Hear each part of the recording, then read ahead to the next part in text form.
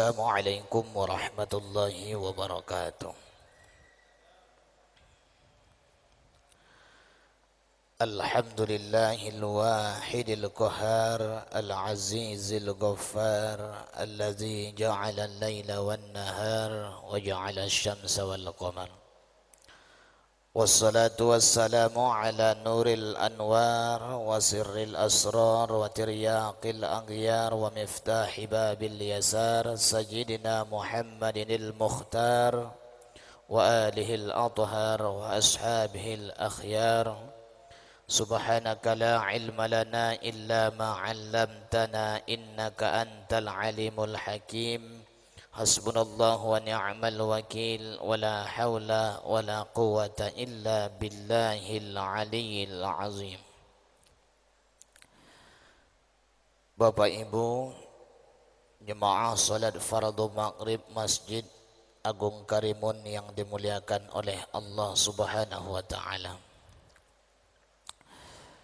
Pertama dan yang paling utama, kembali kita memanjatkan puji dan syukur kehadirat Allah Subhanahu wa taala yang masih memanjangkan umur kita serta memberikan kesehatan dan kesempatan untuk dapat kembali berkumpul di majelis yang mulia ini. Salawat dan salam senantiasa kita haturkan kepada junjungan alam Rasulullah Muhammad sallallahu alaihi wasallam dengan mengucapkan sepotong doa penenang jiwa yang berlafazkan Allahumma salli ala sayyidina Muhammad wa ala ali sayyidina Muhammad. Mudah-mudahan bagi kita yang membiasakan diri membaca solawat, beliau berkenan memberikan syafaatnya kepada kita baik di dunia maupun di akhirat. Amin ya rabbal alamin. Bapak-bapak, saudara-saudara, kembali kita lanjutkan bahagian terakhir daripada bab hakul jari, hak bertetangga. Ini merupakan bahagian terakhir. Waruya an Sufyan ats-Tsauri annahu qala asyaratu asya'a minal jafa'i. Diriwayatkan daripada Sufyan ats-Tsauri bahwasanya berkata, ya, Sufyan ats-Tsauri ini adalah seorang aulia daripada aulianya Allah Subhanahu wa taala. Tentunya bila mana telah diakui oleh seluruh ulama-ulama di dunia ini bahwa beliau termasuk salah satu di antara aulia daripada aulianya Allah Ta'ala, tentu beliau pun apabila berkata tidak akan sembarangan. Sebahagian daripada perkataan Sufyan ats-Tsauri ini, asyaratu asya'a minal jafa'i, ada 10 perkara termasuk tanda orang yang pelit. Ada 10 macam perkara yang apabila 10 ini terdapat pada diri seseorang, dikatakanlah dia termasuk orang yang pelit.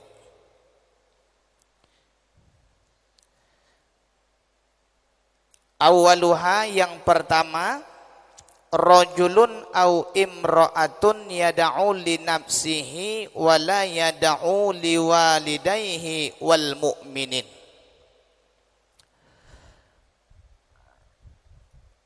Yang pertama, seorang laki-laki atau perempuan ketika dia berdoa, dia hanya mendoakan dirinya sendiri dan tidak mendoakan untuk orang tuanya dan seluruh orang yang beriman. Ini orang pelit ini. Kan ada juga orang begitu. Kalau mendoakan untuk dirinya sendiri, dia mau. Tapi mendoakan orang lain, terutama orang tuanya, tidak mau. Sebab itu ada sebahagian ulama mengatakan bahwa salah satu di antara kewajiban seorang anak apabila orang tuanya sudah meninggal, itu mewajibkan dirinya untuk mendoakan orang tuanya. Coba kita lihat anak-anak TK, Bapak Ibu. Anak-anak TK saya perhatikan, doa yang didoakan mereka, diajarkan gurunya sebelum mereka pulang dari sekolah, itu termasuk doa untuk kedua orang tua. Anak TK itu, Allahumma gfirli wali walidayya warhamhuma kama rabbayani shaghira. Itu anak TK. Kata Sufyan Ats-Tsauri, salah satu di antara tanda orang yang pelit itu orang yang ketika berdoa, kapanpun dia berdoa, orang yang ketika berdoa dia mendoakan kebaikan hanya untuk dirinya, dia tidak mendoakan orang tuanya dan seluruh orang beriman. Itu makanya bapak-bapak, bila mana kita berdoa, amat sangat dianjurkan sekali dalam bab berdoa ini diawali dengan doa untuk kedua orang tua.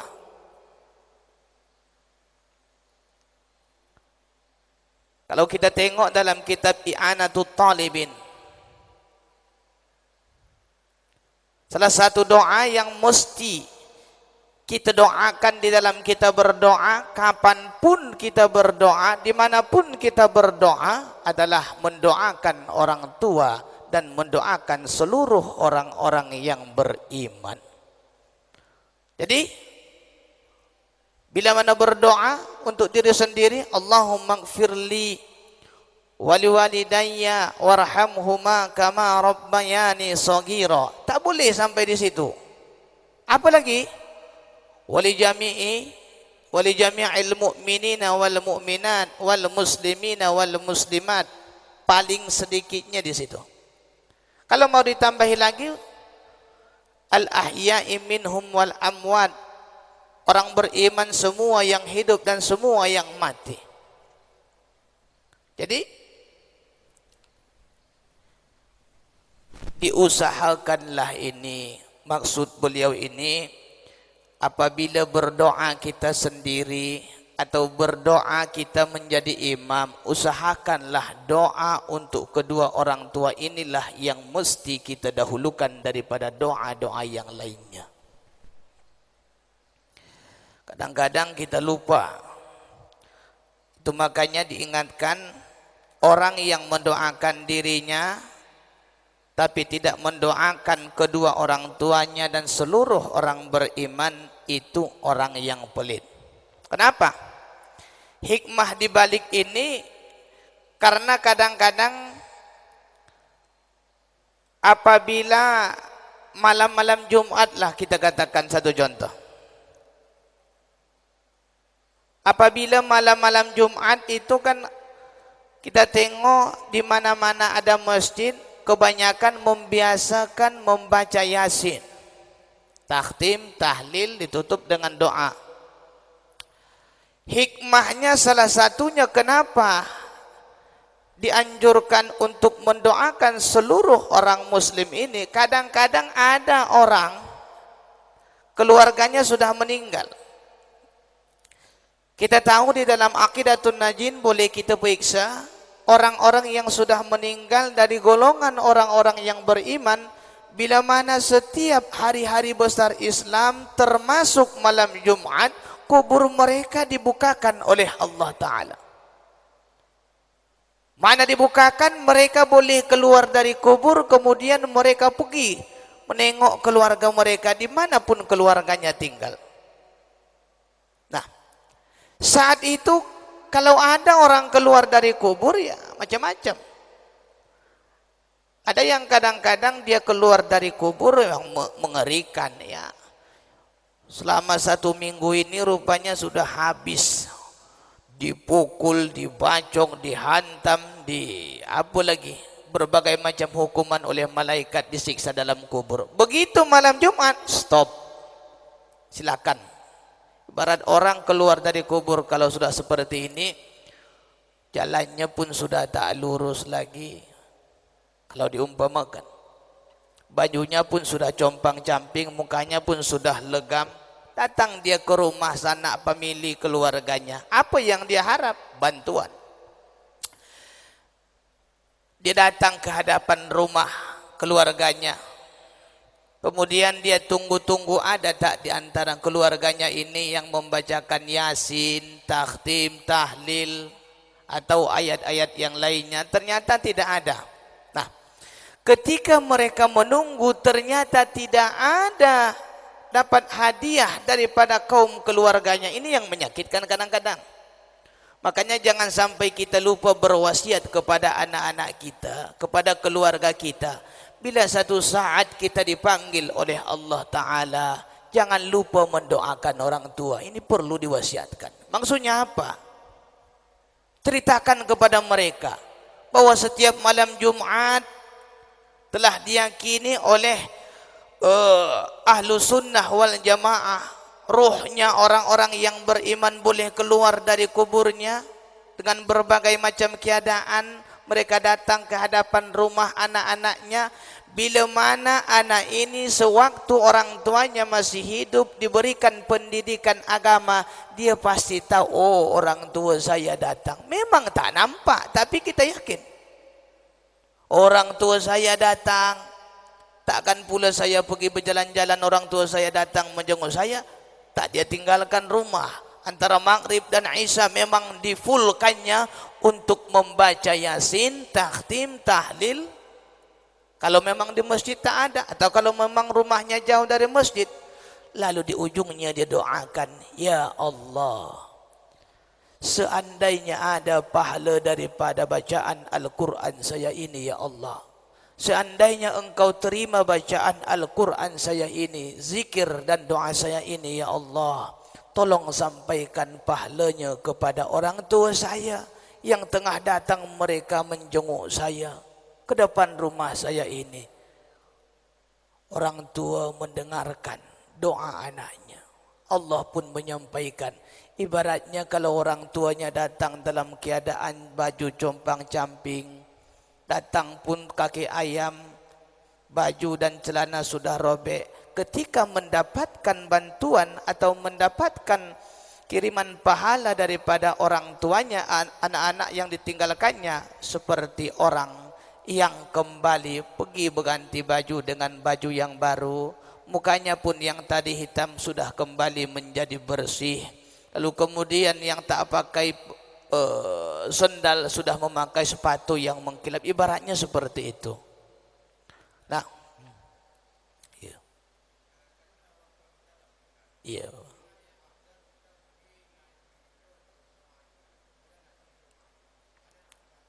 Baik. Berdoa aja di kuburan atau di rumah aja. Baik. Yang paling baik itu kalau memang ada waktu dianjurkan pergi ke kuburan orang tua.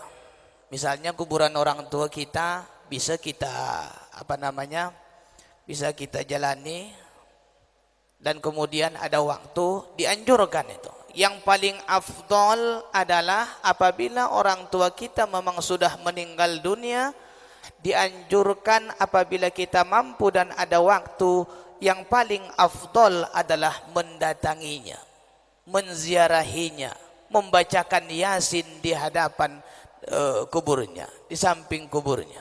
Itu yang paling afdol. Sehingga sebahagian hadis kalau kita baca tentang fadilah ziarah kubur kepada kedua orang tua, ada disebutkan hadis apabila setiap anak pergi ziarah ke makam orang tuanya, lalu kemudian dia membacakan ayat-ayat Al-Quran dan mendoakan kedua orang tuanya, diberikan kepadanya pahala orang yang berhaji. Disitulah kita mengambil bahawa lebih afdol ketika ada orang yang ingin ziarah, bertanya, mana yang lebih afdol, dia baca Al-Quran dan mendoa di rumah atau langsung ke kuburan? Disitulah jawabannya. Seorang anak yang pergi ziarah ke makam orang tuanya dan memang dia rutinkan itu, diberikan Allah Ta'ala kemuliaan, diberikan kepadanya pahala seperti pahala orang yang haji. Itulah hebatnya. Makanya lebih afdol kalau memang bisa datangi kedua orang tua. Kalau tak mampu, Misalnya orang tua kita pula di Padang atau di Medan atau di Jakarta pula kuburannya, tak ada masalah. Yang penting masalahnya di sini jangan sampai malam di mana kita yakini menurut faham ahlu sunnah wal jamaah setiap malam Jumat itu mereka datang ke rumah keluarganya. Di malam itu bila mana bisa jangan kita tinggalkan rumah. Ataupun kalaupun misalnya kita di perjalanan tetap kita bacakan Al-Quran. Apa susahnya? Kita punya HP kok di mana-mana bisa kita buka Al-Quran. Orang kalau di luar negeri naik bus pun baca Al-Quran berdiri. Itulah saking hebatnya. Kita pula kalau di perjalanan duduk di bus, apa susahnya kita baca Al-Quran kalau di HP? Kalau di pesawat pun baca Al-Quran, apa susahnya? Jadi tak ada masalah itu. Yang penting kadang-kadang ada orang yang tidak faham, ada orang yang tidak tahu. Kalau yang tidak menerima ya sudah banyak memang.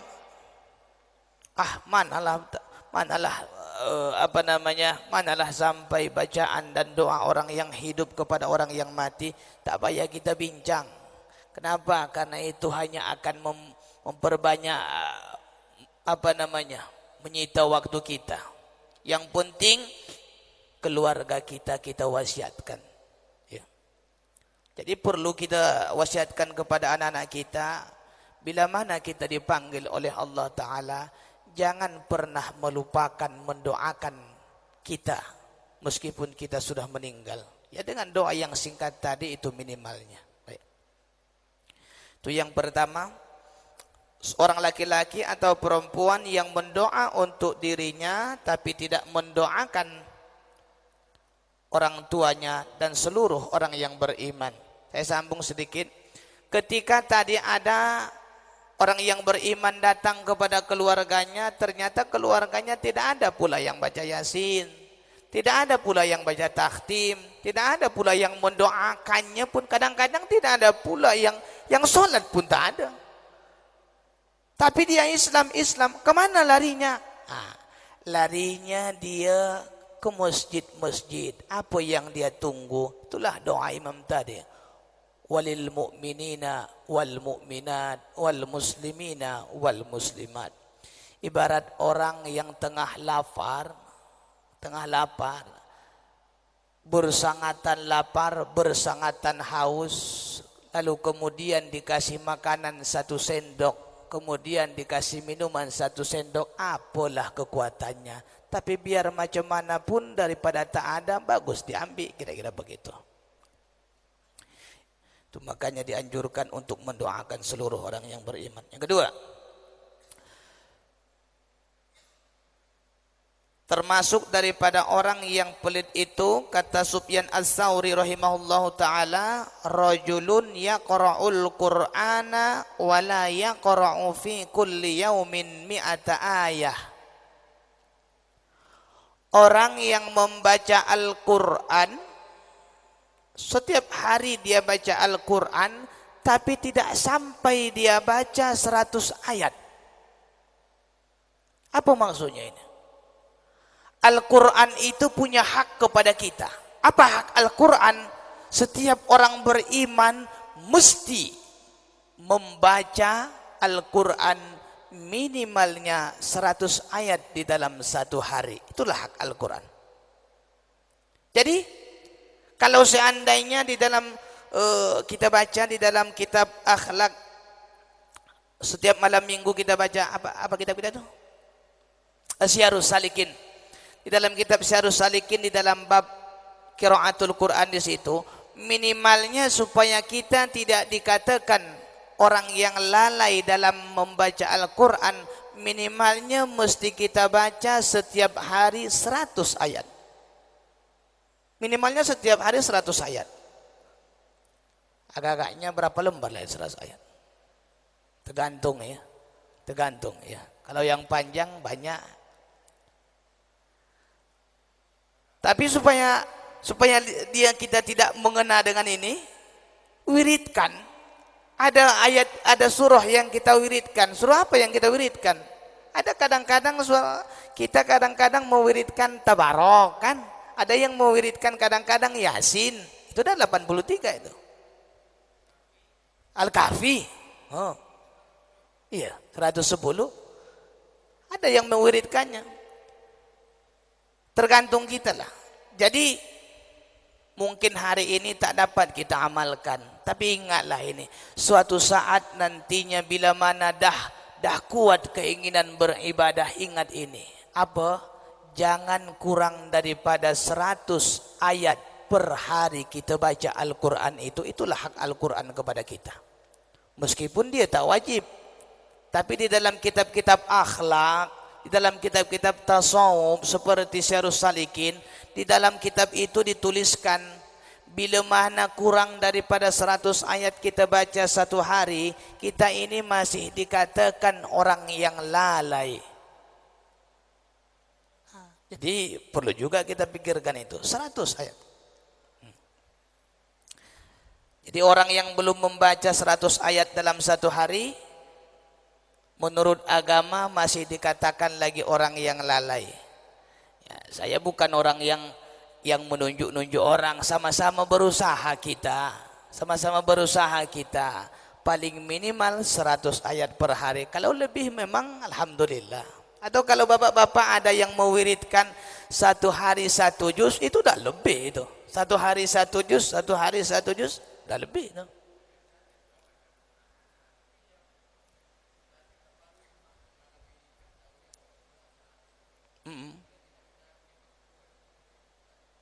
Ya. Itulah dia. Itu yang paling sikit lah itu. Yang paling sikit 100 itu. Kalau misalnya ditingkatkan kita baca banyak lagi membaca, itu lebih banyak lagi. Ada pula nanti yang mengatakan 200 pula. Tapi kita ambillah yang paling minimalnya. Minimalnya supaya kita tidak termasuk golongan orang yang lalai dalam membaca Al-Quran 100 ayat dalam satu hari. Apapun ayatnya ataupun apapun yang kita wiridkan itu juga sudah termasuk. Ya? Baik. 2. Yang ketiga,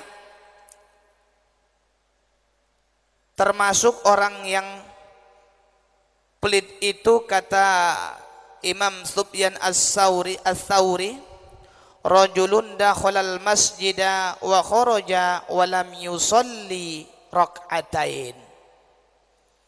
Orang yang masuk masjid tapi tak solat di dalam masjid itu minimalnya 2 rakaat, itu pelit itu. Kan ada kadang-kadang orang acara akad nikah di masjid. Ada orang akad nikah di masjid, ya memang dianjurkan pula di masjid. Ada orang kadang-kadang akad nikah di masjid atau ada acara di masjid, tapi tidak 2 rakaat pun dia solat di masjid itu. Ini namanya orang pelit menurut agama kita. Maksudnya apa tuan-tuan? Melatih kita supaya menghormati masjid. Yang kita masuki ini adalah rumah Allah. Inna baitallahi fil ardi al-masajida. Rumah Allah di bumi adalah masjid-masjidnya Allah Ta'ala. Bila mana kita, satu-satunya tempat yang bila mana kita masuk ke dalam tempat itu diperintah, disuruh, dianjurkan untuk solat hanyalah masjid. Ada orang masuk masjid, masuk aja. Buat acara, iya. Tapi tak solat sunnah dia di situ, itu namanya orang pelit. Jadi usahakanlah. Bila mana sampai kita di satu tempat, yang pertama kita cari masjid dulu. Maknanya laporan dulu kepada Allah Ta'ala. Sampai kita ke Jakarta. Kalau memang ada masjid dekat rumah, masjid dulu. Kalau para sahabat zaman dulu, mereka tak sampai rumah dulu, pergi dulu ke masjid. Masjid dulu, mereka solat sunnah, tahiyatul masjid dulu, baru pergi ke rumah. Kalau tak bisa diamalkan macam begitu, kalaupun memang kadang-kadang kita pergi seperti hari libur, kita pergi ke Malaysia, kita pergi ke mana lagi? Singapura. Tengok pula banyak orang-orang tu foto saja di masjid. Masjid pula berfoto. Tengok anak-anak remaja tu. Anak-anak tu. Di depan masjid ni lebih banyak orang berfoto depan masjid ni daripada masuk ke masjid solat sunnah 2 rakaat. Kenapa? Karena memang mereka tak tahu. Kenapa mereka tak tahu? Orang tuanya pun tak kasih tahu. Tapi bila mana kita belajar seperti ini, barulah kita tahu ketika kita pergi melancong kemana-mana, singgah kita di masjid, usahakan 2 rakaat minimalnya, mesti kita solat di masjid itu. Kalau tak, kita dikatakan orang yang pelit. Kebiasaan tengok, ada orang pergi ke Baitur Rahman. Baitur Rahman itu bukan tempat orang solat lagi. Orang dibuat latar berfoto selfie orang tuh di situ. Latarnya Masjid Baitur Rahman, kalau tak Masjid Agung Karimun. Dibuatlah di Facebook. Oh, bangga kali dia itu. Cantik kali fotonya itu. Fotonya yang cantik. Orangnya tak cantik. Cantik dia semestinya di mata Allah Ta'ala bila mana mengamalkan ini. Kalau udah masuk dia ke masjid 2 rakaat, mau berfoto 1000 kali pun dia silakan. Kenapa? Hak masjid sudah dia berikan. Kalau sudah hak masjid dia berikan, dah solat dia 2 rakaat, kemudian dia mau berfoto sebagai satu kenang-kenangan, saya pernah sujud di masjid ini, kan tak ada masalah. Yang masalahnya berfotonya banyak, solatnya tak ada. Nah, ini masalah ini. Karena memang begitulah hari ini kebanyakan yang kita tengok, asal masjid itu bagus, dijadikan orang sebagai tempat berfoto, bukan tempat solat.